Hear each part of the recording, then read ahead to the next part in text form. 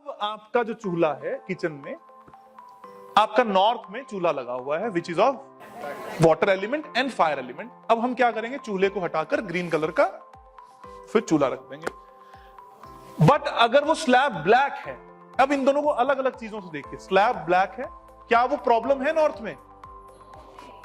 That means हमें चूल्हे के नीचे ग्रीन कलर करके रिजल्ट मिल जाएगा।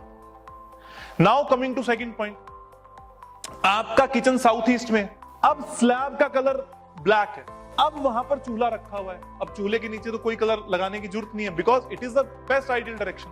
बट वहां जो चूल्हा है और उसके नीचे जो ब्लैक कलर है, यहां प्रॉब्लम चूल्हा है या कलर? आपको यहां से ब्लैक कलर हटाना होगा। आप सोते कहां पर हो?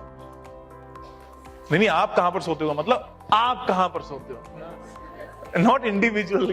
मैं यहां सो रहा हूं।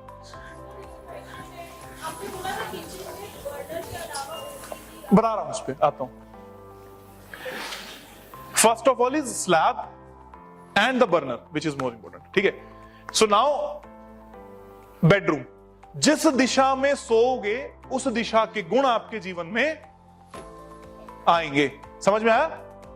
जिस भी दिशा में सोओगे, जिस दिशा में स्लीप करोगे, स्लीप करने का मतलब सोओगे, जहां सोओगे वैसे एट्रीब्यूट आपके जीवन में आएंगे।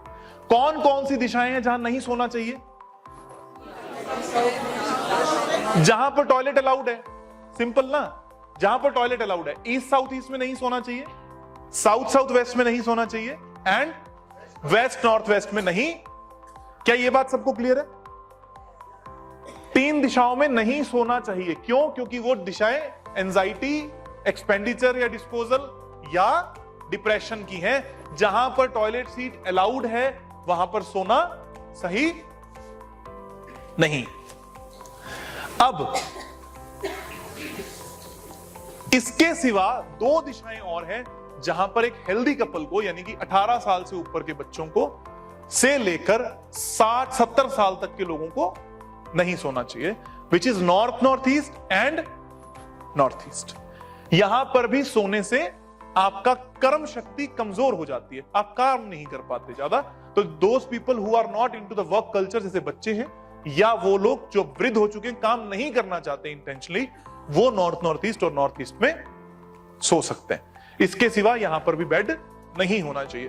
कोई भी एंट्रेंस जो 3 और 4 के डिवीजन पर आती है, which is N3 N4, E3 E4, S3 S4 and W3 W4। Clear?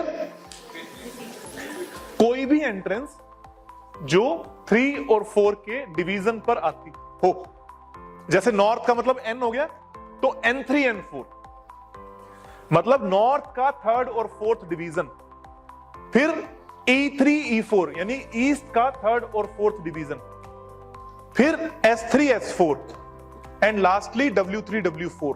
समझ आई ये बात? तो जैसे 16 दिशाएं हैं वैसे 32 प्रवेश द्वार होते हैं। हर द्वार का अपना एक अच्छा और बुरा प्रभाव होता है। नेगेटिव एंट्रेंसेस को ट्रीट किया जाता है और पॉजिटिव को ओपन किया जाता है। ठीक?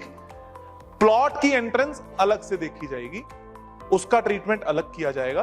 देन कंस्ट्रक्टेड वाले घर का सेंटर अलग निकाला जाता है, उसकी एंट्रेंस अलग देखी जाती है और दोनों को ट्रीट किया जाता है।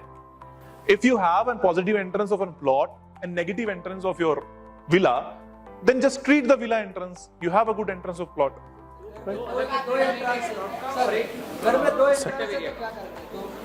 अगर दोनों नेगेटिव हैं तो दोनों को ट्रीट करो, और दोनों पॉजिटिव हैं तो दोनों ओके हैं। एक पॉजिटिव है एक नेगेटिव है तो एक को रखो, एक को ट्रीट करो। बैकयार्ड अगर बाहर से दोबारा कहीं कनेक्ट हो रहा है, ठीक है, then it is an entrance. अगर सिर्फ एक गार्डन बनाया हुआ then that is one. But fact is, जो एंट्रेंसेस हैं वो कब काम करेंगी? जब उसका इस्तेमाल आउटर वर्ल्ड से कनेक्शन में बन रहा है। समझ में आई ना ये बात?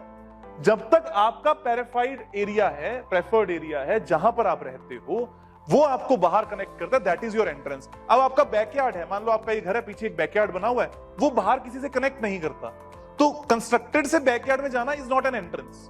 बट वो बाहर फिर कहीं और कनेक्ट करता है, that is an entrance. Now you start using your, मान लो कोई वॉल है, उससे आना जाना स्टार्ट कर दिया, लांगना स्टार्ट कर दिया। आप सभी के घरों में भी बालकनी है, आप लोग जा रहे हो, कोई आ रहा है, anything can be possible. Match the symptoms, ठीक है ना, कि भाई साहब ये एंट्रेंस काम कर कैसे रही है। तो कब कर रही होगी, जब उसका इस्तेमाल हो रहा होगा टू कनेक्ट विद आउटर।